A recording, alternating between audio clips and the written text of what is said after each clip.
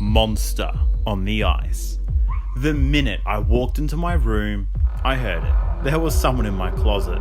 I crept to the closet door. I took a deep breath and yanked it open.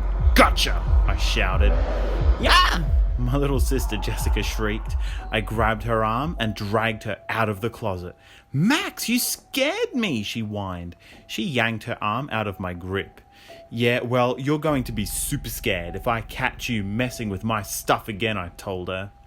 Jessica is always snooping around in my things. Mum tells me to be patient, she's only 6, blah blah blah, but tripping over my little sister every time I turn around is a major drag. What's worse is everyone always says how we look alike. I don't see it. So what if we both have brown hair and blue eyes? A ton of people do. Jessica is a wimpy little girl. I'm a boy. I'm 12 and I'm an athlete. I won MVP 2 seasons in a row for my hockey team. "What were you doing in there?" I demanded. "I just wanted to borrow some of your clothes," Jessica said. I stared down at my sister. "My clothes won't fit you," I said, as if I needed to point that out. "Not for me, for Stinker." I stared at her. "Jessica, if you put my clothes on Stinker, you're in big trouble." "Stinker is our German Shepherd." Jessica pouted. "He would look cool." I pushed Jessica out of the room and followed her into the hall. I shut my bedroom door. "Don't go in there again," I ordered her. I walked down to the kitchen. Mitch Bowen and Steve Bell from my hockey team sat at the table gobbling cookies. Steve, he's my best friend. "Hey guys," I announced. She was up there all right. She wanted to put my clothes on the dog. "Aw, that's so cute," Mitch said in a high-pitched voice. We all laughed. I reached under the table and patted Stinker. "Don't worry, Stink," I said. "I won't let Jessica torture you." "I heard that." Jessica stood in the doorway. I wasn't going to torture him. I was just going to dress him up. "Jessica is here. Run, Stinker," I cried. Mitch and Steve and I all laughed. "You'd better be nice to me," Jessica warned, "or you won't get any presents from Santa." She stormed out of the room. "I'm scared now," I called after her. "I got it. Yes!" Jessica squealed. She threw the Christmas wrapping to the floor. She held up another doll. I didn't know where she would put it on her shelf. She already has about 20. "Maybe with all those dolls you'll quit torturing Stinker," I teased. "I didn't torture him," she shot back. "I put your socks and one of your shirts on him." Oh brother, I thought. She dressed Stinker in my clothes even after I told her not to, but I didn't think about it for too long. I reached for a big box with my name on it. I ripped away the wrapping. "Awesome!" I cried. "New hockey skates!" They were amazing. They were shiny black with blue stripes along the sides. Bright purple letters screamed "Monster Skates" across the front of the box. "Be a monster on the ice," it said under that.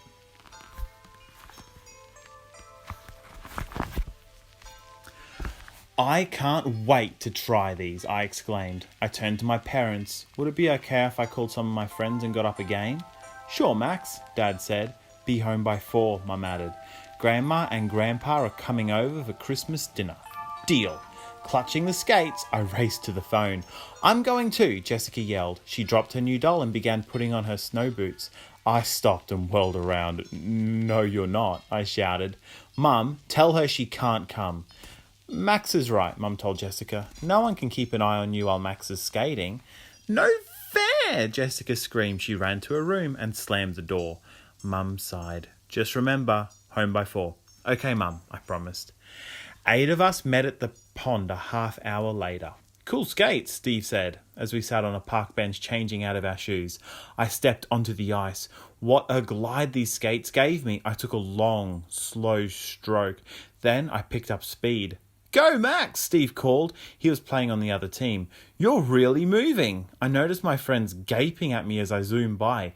These skates were making me go faster than I ever had. I am a monster on the ice with these babies, I thought. "Let's start," Mitch shouted. I clutched my stick and slid into position with a whoosh. I was ready for action. "Just let me at that puck," I declared. Pete Stanton tossed the puck into play. I was on it in nothing flat. Swish, swish, swish. My skates practically flew. I moved across the ice with that puck as if it were glued to my stick. My muscles burned with power. No one could touch me. Steve tried to swipe away the puck, but my quick flip, I swerved it right out of his reach. Pete came up on the other side. Ha! No good. I hustled the puck down the ice. Max, yo! Mitch yelled. He was open and wanted me to pass, but I didn't want to give up the puck. I knew that I could take it all the way, and I did. Score! I screamed. Mitch and Steve cheered. Awesome, Steve said. He skated up beside me. Looking good out there, buddy. Thanks, but I didn't want to talk. I wanted to play. Let's go, I hollered. Steve and I skated towards the center of the pond. Steve stared at me. Relax, it's just a game. Yeah, I muttered. I picked up speed. With a spray of ice, I slid into position. Mitch tossed the puck. Steve scooped it up and stormed down the ice.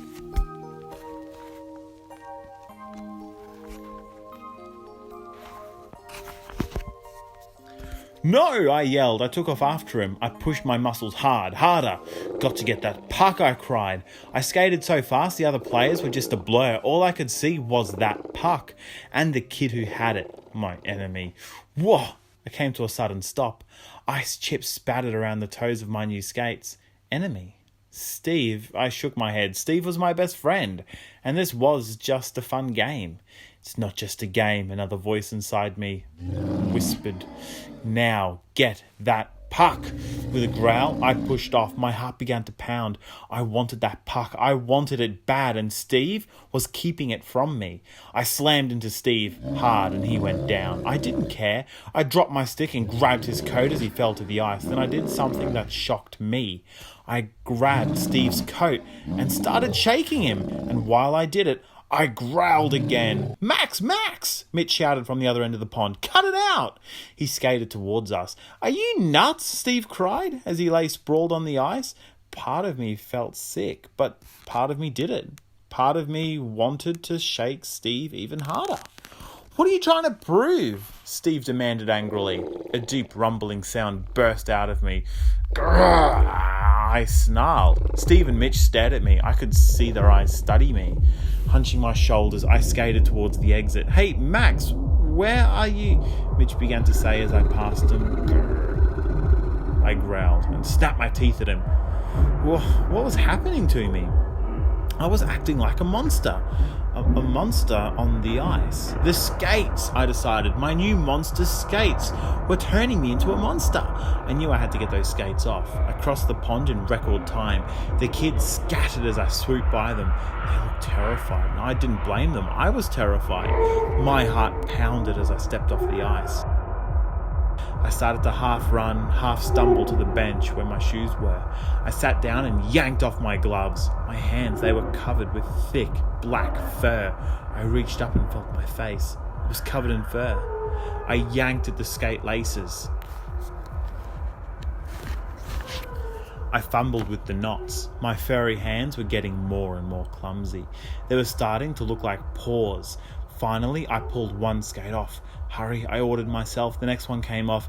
I heaved the monster skates away from me. I stared at my feet. Huge, curved toenails had burst through my socks. Thick, matted fur poked out of the tops. I felt my stomach lurch. Don't lose it, Max, I told myself. Somehow, I managed to sit still and just take some deep breaths. The skates were off. Will it work? I shut my eyes and waited. My skin started to tingle. The fur pulled back under my flesh. It didn't hurt. It just itched and tickled. I stared down. The toenails were disappearing back into my feet. I started feeling calmer, less excited, less angry. It worked, I said out loud. Yes. My voice was normal, no more growling. I grabbed the skates and raced home. I was panting by the time I got to my room. I shoved the skates into the closet. I needed to get back to the pond. I had to figure out a way to tell Steve what happened. I darted out of the house and ran to the pond.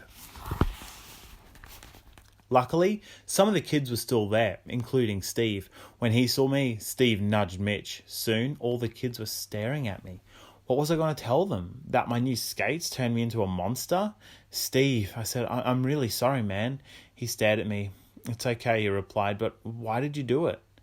It was just my It was just a dumb joke, I said, hanging my head. I felt stupid and scared. As I said, Steve is my best friend. Well, it wasn't funny, he snapped. I know. I'm really sorry, I mumbled. All right, he replied. I guess we're going to do some more skating, okay? I'll see you later. Steve skated off with Mitch and Pete. I didn't have my skates on, so I couldn't follow them. I trudged home. Steve and I fought plenty of times, but I never tried to hurt him before. I wondered if I'd lost my best friend forever.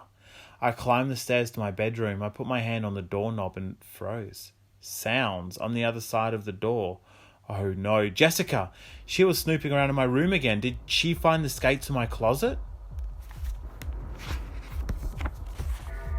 I flung the door open. She stood in the middle of the room. Jessica! I cried breathlessly. You didn't put on my skates, did you? No way, Jessica replied. I breathed a sigh of relief. I put them on Stinker, she cried. Huh? I turned as an enormous, growling creature leaped at me from the closet. Check him out, Jessica laughed. He's a monster on the ice.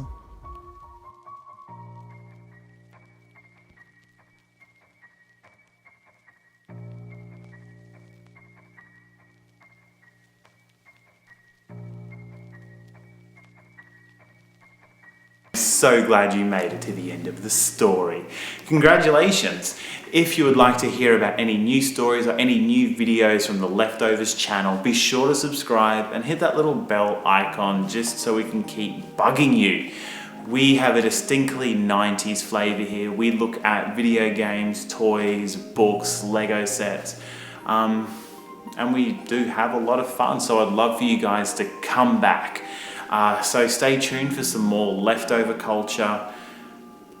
Thank you for watching.